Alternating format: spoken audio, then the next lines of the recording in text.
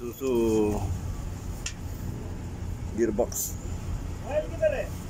Ito yung ano sa PTO nya.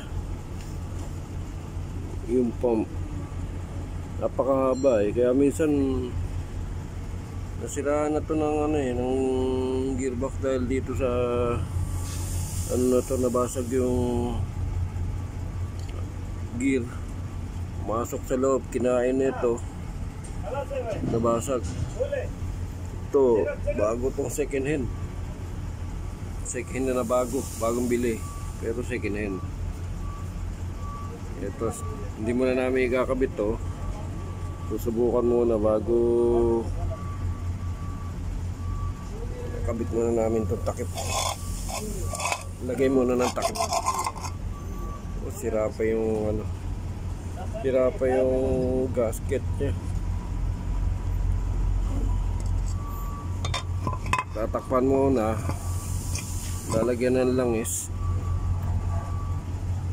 saka namin testingin bago ikabit yung PTO.